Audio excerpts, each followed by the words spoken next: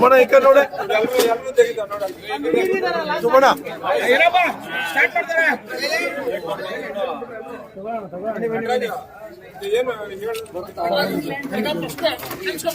ಆತ್ಮೀಯರೇ, ಈ ದಿವಸ ಹೊಸಕೋಟೆಯಲ್ಲಿ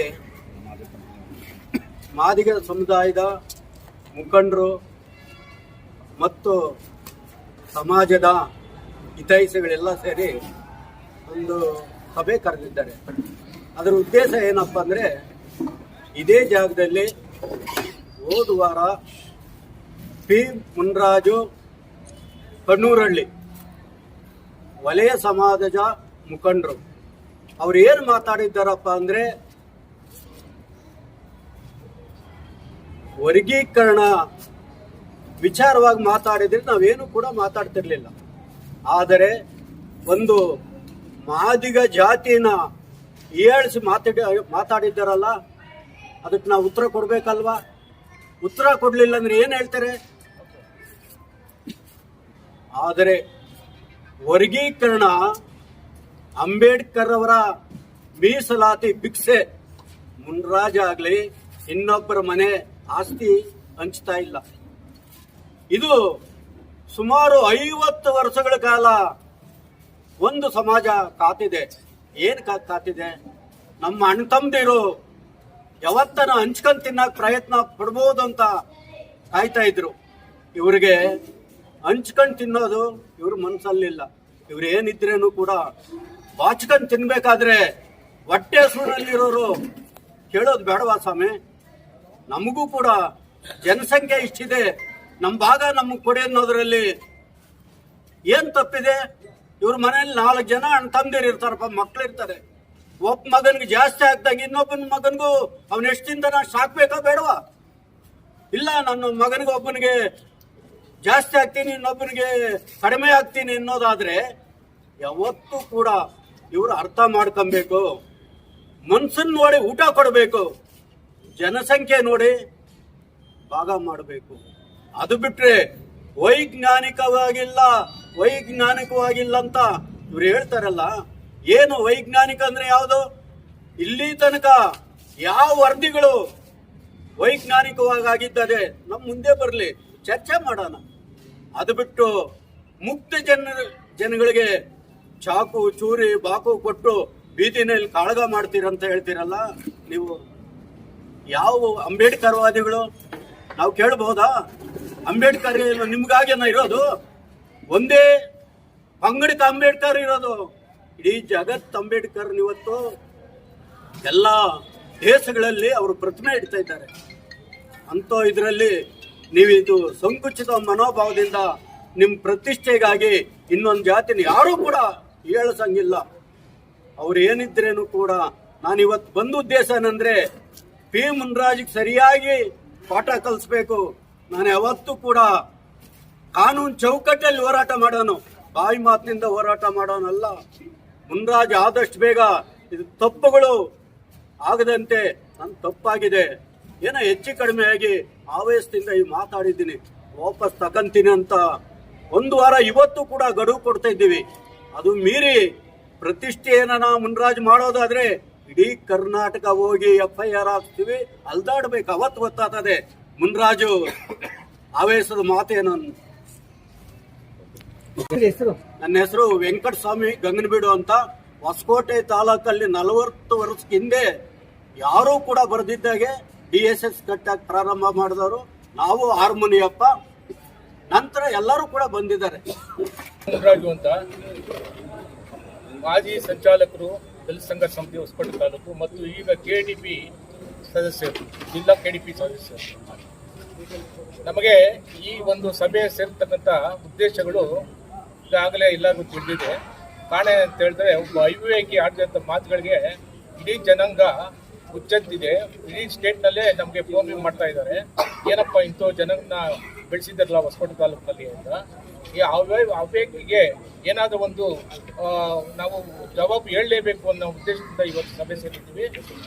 ಇವತ್ತು ನಾವು ಅವ್ರಿಗೆ ಎಚ್ಚರಿಕೆ ಕೊಡ್ತಾ ಇದ್ವಿ, ನೀವು ಆಡಿರ್ತಕ್ಕಂಥ ನಮ್ಮ ಅವಿವೇಕ ಮಾತನ್ನು ವಾಪಸ್ ತಗೊಂಡು ನನ್ನ ತಪ್ಪಾಯಿತು ಅಂತ ಒಪ್ಪಿಕೊಂಡ್ರೆ ಸರಿ, ಇಲ್ಲಾಂದರೆ ನಾವು ಮುಂದಿನ ಕಾನೂನು ಹೋರಾಟಗಳನ್ನ ಇಡೀ ರಾಜ್ಯದಂತ ಕೈಗೊಳ್ತೀವಿ ಅಂತ ಹೇಳ್ತಾ ಆ ಒಂದು ಏನು ಹೇಳಿಕೆ ಕೊಟ್ಟಿದ್ದಾರೆ ಆ ಹೇಳಿಕೆಯನ್ನು ಹಿಂಪಡಿಬೇಕು ಅಂತ ಈ ಮೂಲಕ ನಾವು ಒತ್ತಾಯಿಸ್ತೇವೆ.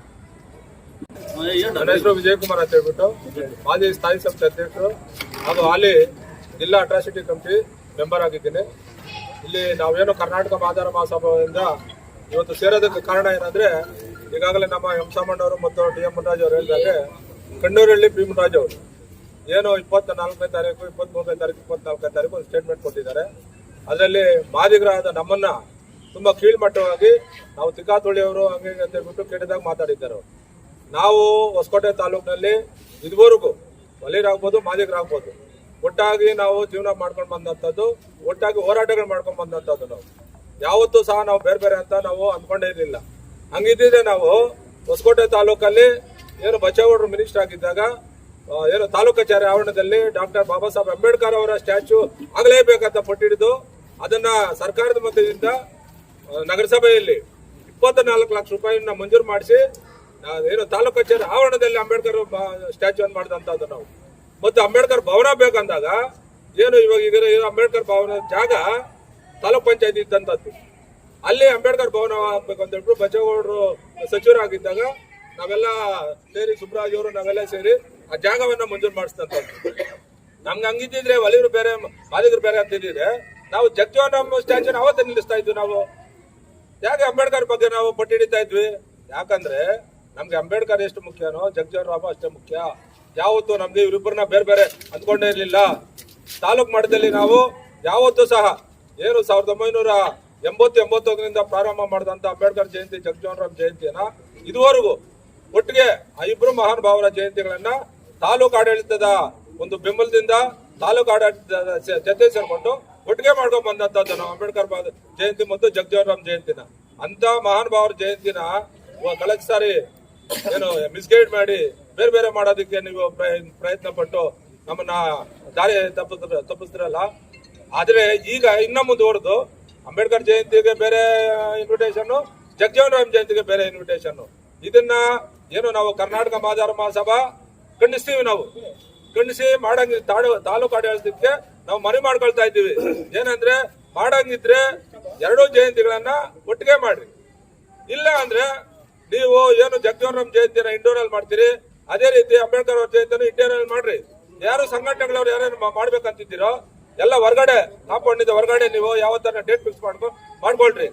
ಅದನ್ನ ನಾವು ಇಬ್ರು ಸೇರಿ ನಾವು ಮಾಡ್ತೀವಿ. ನಾವು ಬಿಡೋದಿಲ್ಲ. ನೀವು ಅಂಬೇಡ್ಕರ್ ಜಯಂತಿ ನಾವು ಸಿಂಗಲ್ ಆಗಿ ಮಾಡಬಹುದು, ಆದ್ರೆ ನಾವು ಅಂಬೇಡ್ಕರ್ ಜಯಂತಿ ಮತ್ತು ಜಗಜೀವನ್ ರಾಮ್ ಜಯಂತಿ ಇಬ್ರು ಮಹಾರಾಜ ಜಯಂತಿನ ನಾವು ಒಟ್ಟಿಗೆ ಮಾಡ್ತೀವಿ. ನಾವು ಯಾವುದೇ ಕಾರಣಕ್ಕೆ ಬೇರೆ ಬೇರೆ ಮಾಡೋದಿಲ್ಲ ಅಂತ ಈ ಸಂದರ್ಭದಲ್ಲಿ ತಿಳಿಸ್ತಾ, ಪಿ ಮುನ್ರಾಜ್ ಅವರು ಈಗಾಗಲೇ ನಮ್ಮ ಜಿಲ್ಲಾಧ್ಯಕ್ಷ ಸುಬ್ರಾಜ್ ಅವರು ಅವ್ರಿಗೆ ಒಂದು ವಾರದ ಗಡುವನ್ನು ಕೊಟ್ಟಿದ್ದಾರೆ. ತಾವು ದಯವಿಟ್ಟು ನೀವು ಅಣ್ಣವರು ಅಂತ ನಾವೆಲ್ಲ ಕರೀತಾ ಇದ್ದೀವಿ, ಅದೇ ಗೌರವ ನಿಮ್ಮ ಮೇಲೆ ಇಟ್ಕೊಂಡಿದ್ದೀವಿ. ನೀವು ದಯವಿಟ್ಟು ಓಪನ್ ಸ್ಟೇಟ್ಮೆಂಟ್ ಕೊಟ್ಟು ಈ ಒಂದು ಏನು ಇನ್ಸಿಡೆಂಟ್ ನಡೆದಿದೆ ಮಾದಿಗರ ಬಗ್ಗೆ ಕೆಟ್ಟದಾಗ ಮಾತಾಡಿದ್ದೀರಾ ಅದಕ್ಕೆ ಕ್ಷಮಾಯಿಸಬೇಕು. ಇಲ್ಲ ಅಂದ್ರೆ ನಾವು ಮುಂದಿನ ದಿನಗಳಲ್ಲಿ ಕಾನೂನು ಹೋರಾಟ ಮಾಡ್ತೀವಿ. ಇದು ರಾಜ್ಯ ಮಟ್ಟದಲ್ಲಿ ಇದು ದೊಡ್ಡ ಚರ್ಚೆ ಆಗುತ್ತೆ, ದೊಡ್ಡ ಹೋರಾಟಗಳಾಗುತ್ತೆ ಅಂತ ಹೇಳ್ಬಿಟ್ಟು ಸಂದರ್ಭ ತಿಳಿಸ್ತಾ ಮಧ್ಯಾಹ್ನ ತಮಗೆಲ್ಲ ನಮಸ್ಕಾರ ಆಗಿ ನಾನು ಮಾತನ್ನು ಮುಗಿಸ್ತಾ ಇದ್ದೀನಿ. ಧನ್ಯವಾದಗಳನ್ನು ಕೋರ್ತಾ ಏನಿವತ್ತು ಇಲ್ಲಿ ಸಭೆ ಕರೆದಿದ್ದೀವಿ. ಇದ್ರ ಉದ್ದೇಶ ಬಾಬಾ ಸಾಹೇಬ್ ಅಂಬೇಡ್ಕರ್ ಅವರು ಮತ್ತು ಡಾಕ್ಟರ್ ಬಾಬು ಜಗಜೀವನ್ ರಾಮ್ ಅವರು ಈ ಸಮಾಜಗಳ ಎರಡು ಕಣ್ಣುಗಳು ಅಂತೇಳಿ ಭಾವಿಸಿದ್ದೀವಿ. ಇವರು ಒಂದು ನಾಣ್ಯದ ಎರಡು ಮುಖಗಳು.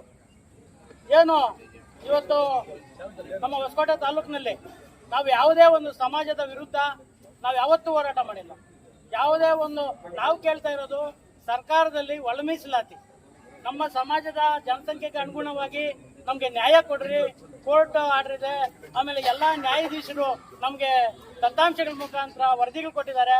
ಅದನ್ನ ನಮಗೆ ನಮ್ಮ ಸಮಾಜಕ್ಕೆ ನ್ಯಾಯ ಕೊಡ್ರಿ ಅಂತ ನಾವು ಕೇಳ್ತಾ ಇರೋದು. ಇವ್ರು ಕೆಲವರು ಹೇಳ್ತಾರೆ ಅವ್ನು ಯಾರೋ ಆಂಧ್ರದಿಂದ ಮಂದಕೃಷ್ಣ ಬಂದಿದ್ದಾನೆ ಇಲ್ಲಿ ಎತ್ಕಟ್ತಾ ಇದ್ದಾನೆ ಅಂತ. ಅವ್ರು ನಮ್ಮ ರಾಷ್ಟ್ರ ನಾಯಕರ್ರಿ, ನಮ್ಮ ಸಮಾಜಕ್ಕೆ ಅವರೇ ಒಳ ಮೀಸಲಾತಿ ಪ್ರಾರಂಭದಲ್ಲಿ ಉಂಟಾಗಿದ್ದು. ಆಮೇಲೆ ಡಾಕ್ಟರ್ ಬಾಬು ಜಗಜೀವನ್ ರಾಮ್ ಬಗ್ಗೆ ಮಾತಾಡ್ತಾರೆ, ಅವ್ರು ಹೊಸಕೋಟೆಗೆ ಸೀಮಿತ ಅಂತ. ಸ್ವಾಮಿ ಬಾಬು ಜಗಜೀವನ್ ರಾಮ್ ಬಗ್ಗೆ ಗೊತ್ತಾ? ಬಾಬು ಜಗಜೀವನ್ ರಾಮು 28 ವರ್ಷಕ್ಕೆ ವಿಧಾನಸೌಧದಲ್ಲಿ ಹೋಗಿದ್ದು, ಸುಮಾರು 9 ಸಾರಿ ಎಂಪಿಗಳಾಗಿದ್ದು, 30 ವರ್ಷ ಅಧಿಕಾರದಲ್ಲಿದ್ದು, 50 ವರ್ಷ ರಾಜಕಾರಣದಲ್ಲಿದ್ದು, 4 ಖಾತೆ ಸಚಿವರುಗಳಾಗಿದ್ದು. ಬಾಬು ಜಗಜೀವನ್ ರಾಮ್ ಅವರು ಅಂಬೇಡ್ಕರ್ ಮುಂದೆ ಸ್ವತಂತ್ರ ಚಳವಳಿಯಲ್ಲಿದ್ರು, ಗಾಂಧಿ ಜೊತೆ ಹೋರಾಟ ಮಾಡಿದ್ರು. ಅಂಬೇಡ್ಕರ್ ಬಾಬು ಜಗಜೀವನ್ ರಾಮ್ ನೆಹರು ಪೀರಿಯಡ್ ಅಲ್ಲಿ ಅವ್ರು ಕಾರ್ಮಿಕ ಮಂತ್ರಿಗಳಾಗಿದ್ದರು. ಅವ್ರಿಗೂ ಅವ್ರದೇ ಆದಂತ ಇದಿದೆ, ಆದರ್ಶ ಇದೆ. ಅವರ ಆದರ್ಶಗಳನ್ನ ಇವರಿಬ್ಬರು ನಮ್ಗೆ ನಾಯಕರು ಅಂತೇಳಿ ನಾವು ಒಪ್ಕೊಂಡಿದ್ದೀವಿ. ಆದ್ರೆ ಇವಾಗ ಏನು ನಮ್ಮ ತಾಲೂಕು ಆಫೀಸ್ನಲ್ಲಿ ಯಾವಾಗ್ಲೂ ಒಂದೇ ಸಾರಿ ಸಭೆ ಕರೆಯೋರು ನಮ್ಮ ಶಾಸಕರ ನೇತೃತ್ವದಲ್ಲಿ. ಇವತ್ತು ನಮ್ಮ ಶಾಸಕರೇ ಹೇಳಿದ್ರು, ಇಲ್ಲ ತಾಲೂಕು ದಂಡಾಧಿಕಾರಿಗಳು ಕರೆದ ಗೊತ್ತಿಲ್ಲ, 1ನೇ ತಾರೀಕು ಒಂದು ಸಭೆ ಕರೆದಿದ್ದಾರೆ, 31 ಒಂದು ಕರೆದಿದ್ದಾರೆ. ನಮಗೆ ನಾವು ಯಾವಾಗಲೂ ಹಿಂದೆ ಯಾವ ಥರ ಮಾಡ್ಕೊಂಡು ಬರ್ತಾ ಇದ್ವಿ, ನಮ್ಮ ನಾಯಕರಿಗೆ ಯಾವ ಥರ ಗೌರವ ಕೊಟ್ಕೊಂಡು ಬರ್ತಾ ಇದ್ವಿ, ಆ ಥರ ಮಾಡಂಗಿದ್ರೆ ನಾವೆಲ್ಲ ಒಪ್ಪಿಗೆ ಕೊಡ್ತೀವಿ. ಇಲ್ಲ ಅಂದರೆ ಏನು ಸಾಂಕೇತಿಕವಾಗಿ ಬಾಬು ಜಗಜೀವನ್ ರಾಮ್ ಹೆಂಗೆ ಮಾಡ್ತಾರೋ ಅಂಬೇಡ್ಕರ್ದು ಹಂಗೆ ಮಾಡಲಿ, ಬೇರೆಯವ್ರಿಗೆ ಸಂಘಟನೆಗಳ ಮುಖಾಂತರ ಅವ್ರ ಅವಕಾಶ ಕೊಡಂಗಿದ್ರೆ ನಾವು ಹೊರಗಡೆ ಮಾಡ್ಕೊಂತೀವಿ ಅಂತೇಳಿ ನಾನು 2 ಮಾತನ್ನ ಮುಗಿಸ್ತೀನಿ. ನಾವು ಹೊಸಕೋಟೆ ತಾಲೂಕಲ್ಲಿ ಮಾತ್ರ ಈಗ ಹೊಸದಾಗಿ ಹುಟ್ಟಾಕಿರೋದು. 1ನೇ ತಾರೀಕು ಒಂದು, 31ನೇ ತಾರೀಕು ಒಂದು ಅಂತ ಹೇಳಿ ಸಭೆ, ಇದು ಹೊಸದಾಗಿ ಹುಟ್ಟಾಕಿರ್ತಕ್ಕಂಥದ್ದು. ಹಿಂದೆ ಈ ಥರ ನಡೆದಿಲ್ಲ. ಮಾದಾರ ಮಹಾಸಭಾ, ಕರ್ನಾಟಕ ಮಾದಾರ ಮಹಾಸಭಾ ಪ್ರಧಾನ ಕಾರ್ಯದರ್ಶಿ ಹೊಸಕೋಟೆ ತಾಲೂಕು. ಹಿಂದೆ ನಾನು ಅಟ್ರಾಸಿಟಿ ಬೋರ್ಡ್ ಮೆಂಬರ್ ಆಗಿ ಇದ್ದೆ ಮತ್ತು ಬಿಜೆಪಿ ಎಸ್ಸಿ ಮೋರ್ಚಾ ಅಧ್ಯಕ್ಷ. ಸರ್ಕಾರಿ ಆದೇಶಗಳು ಬಂದು ಜಗಜೀವನ್ ರಾಮ್ 5ನೇ ತಾರೀಕೆ ಮಾಡ್ತಾರೆ, ಮತ್ತೆ ಅಂಬೇಡ್ಕರ್ 14ನೇ ತಾರೀಕೆ ಮಾಡ್ತಾರೆ. ಆದರೆ ಆ ತಾಲೂಕಿಗೆ ಸೀಮಿತ. ಆ ತಾಲೂಕಿನಲ್ಲಿರ್ತಕ್ಕಂಥ ಮೊದಲಿನಿಂದ ಏನು ಸಂಪ್ರದಾಯ, ಈಗ ಒಂದೊಂದು ಊರಲ್ಲಿ ಒಂದೊಂದು ಸಂಪ್ರದಾಯ ಇರುತ್ತೆ ಹಬ್ಬಗಳು ಮಾಡೋದು. ಆ ಥರ ಅಲ್ಲ. ಇದು ಯಾವ ಥರ ಅಂದರೆ ಸರ್ಕಾರದಲ್ಲಿ ಆದೇಶ ಏನೇ ಇರಲಿ, ನಾವಿಲ್ಲಿ ತಾಲೂಕಿನಲ್ಲಿರ್ತಕ್ಕಂಥ ನಮ್ಮ ಹಿರಿಯರು, ಯಾಕಂದ್ರೆ ನಮ್ಮಿನ ಮುಂದಿನ ಪೀಳಿಗೆ ನಮ್ಮ ಹಿರಿಯರು ಅವ್ರು ಏನು ಮಾಡ್ಕೊಂಡ್ ಬರ್ತಾ ಇದಾರೆ ಆ ರೀತಿ ನಾವು ಎಲ್ಲ ಜೊತೆಯಲ್ಲೇ ಮಾಡ್ಕೊಂಡು ಹೋಗ್ತಾ ಇದ್ವಿ. ಮೀಟಿಂಗು ಜೊತೆಯಲ್ಲೇ ಕರೀತಾ ಇದ್ದಾರೆ. ನಾನು ದಾಖಲೆ ಸಮೇತ 31ನೇ ತಾರೀಕು ಕೊಡ್ತೀನಿ. ಮೀಟಿಂಗ್ ಸಮೇತ ಜೊತೆಯಲ್ಲೇ ಕರೆಯೋರು, ಮತ್ತೆ ಜಯಂತಿಗಳನ್ನು ಸತ ಎರಡೂ ಸೇರಿ ಒಟ್ಟಿಗೆ ಮಾಡ್ತಾ ಇದ್ದೀವಿ. ಅದನ್ನ ಈ ಸಲ ಫಸ್ಟ್ ಸಲ ಈಗ ಏನ್ ಮಾಡಿದ್ದಾರೆ, ಜಗಜೀವನ್ ರಾಮ್ಗೆ ಸಪ್ರೇಟ್ ಕರೆದವ್ರೆ, ಅಂಬೇಡ್ಕರ್ಗೆ ಸಪ್ರೇಟ್ ಕರೆದವ್ರೆ. ಇದನ್ನ ನಾವು ಎಲ್ಲ ಒಕ್ಕೂಟದಿಂದ ಎಲ್ಲರೂ ಸೇರಿ ನಾವು ಇದನ್ನ ಖಂಡಿಸ್ತಾ ಇದ್ದೀವಿ. ಸರ್ಕಾರಿ ಪ್ರೋಟೋಕಾಲ್ ಬರಲ್ಲ, 55 ವರ್ಷಗಳಿಂದ ಇದನ್ನು ಮಾಡ್ಕೊಂಡು ಬಂದಿರತಕ್ಕಂಥದ್ದು. ನಮ್ಮ ಜಿಲ್ಲಾ ಕಚೇರಿಯಲ್ಲಿ ಸಮೇತ ಎರಡೂ ಸೇರಿ ಒಂದೇ ದಿನ ಮಾಡ್ತಾರೆ. ಪ್ರತ್ಯೇಕವಾಗಿ ಮಾಡಿದ್ರು ಅಂತ ಹೇಳಿದಾಗ ನಿಮ್ಮ ನಿಲುವೇನೋ? ಈಗೇನೋ ಹಿರಿಯರೆಲ್ಲ ಹೇಳಿದ್ದಾರೆ ಹೊರಗಡೆ ಮಾಡ್ತೀವಿ ಅಂತ ಹೇಳಿದ್ರಿ, ಬಟ್ ಆ ಕಾರ್ಯಕ್ರಮಕ್ಕೆ ನೀವು ಹೋಗ್ತಿರುವ ಅಥವಾ ಬಹಿಷ್ಕಾರ ಮಾಡ್ತೀವಿ? ನಾವು ಈಗ ಏನ್ ಮಾಡ್ತೀವಿ ಅಂದ್ರೆ, ಆವತ್ತಿನ ದಿನಗಳಲ್ಲಿ ಇವತ್ತು ಸರ್ಕಾರ ಏನಾದ್ರು ನಿರ್ವರ್ತನೆ ಮಾಡೋದಂದ್ರೆ ಮಾಡ್ಕೊಳ್ಳಿ, ನಮ್ದೇನು ಅಬ್ಜೆಕ್ಷನ್ ಇಲ್ಲ. ನಾವು ಪ್ರತ್ಯೇಕವಾಗಿ ನಮ್ಮ ಸಂಘಟನೆಯಿಂದ, ನಮ್ಮ ಸಮುದಾಯದಿಂದ ಇಬ್ರು ನಾಯಕರುಗಳದ್ದು ಭರ್ಜರಿಯಾಗಿ ಜಯಂತಿ ಮಾಡ್ತೀವಿ. ಅಂದ್ರೆ ಅವ್ರು ಮಾಡೋ ಪ್ರೋಗ್ರಾಮ್ ನೀವು ಹೋಗಲ್ವಾ? ನಾಳೆ ನಾವು ಮೀಟಿಂಗ್ ಹೋಗಿ ತೀರ್ಮಾನ ಮಾಡ್ತೀವಿ. ಅಲ್ಲ, ಆಗ್ಲೂ ಬರೀ ಎಡಗೈನವರೇ ಮಾಡ್ತೀರಾ, ಬಲಗೈನವ್ರು ಸೇರಿಸ್ಕೊಳ್ತೀರಾ ಸರ್? ನಾವು ಯಾವತ್ತು ನಮ್ಮ ಇತಿಹಾಸದಲ್ಲಿ ನಮ್ಮಲ್ಲಿ ಯಾರ್ಯಾರು ನಾವೆಲ್ಲ ಸೇರಿದ್ದೀವಿ ಹಿರಿಯರು, ನಾವು ಯಾವತ್ತೂ ಒಟ್ಟಿಗೆ ಮಾಡ್ಬೇಕಂದ್ರೆ ನಾವು ಬಯಸ್ತಾ ಇರೋದು. ಯಾಕಂದ್ರೆ ನಮ್ಗೆ ಜೀವನ ಕೊಟ್ಟಂತವ್ರು ಬಾಬಾ ಸಾಹೇಬ್ ಅಂಬೇಡ್ಕರ್ ಅವರು. ಅವ್ರನ್ನ ನಾವು ಯಾವತ್ತೂ ಆಗ್ಲಿ ಅವ್ರ ವಿರುದ್ಧವಾಗಿ ನಾವು ಮಾತಾಡೋರು ಅಲ್ಲ, ಅವ್ರ ವಿರುದ್ಧವಾಗಿ ಹೋಗೋದೇ ಇಲ್ಲ.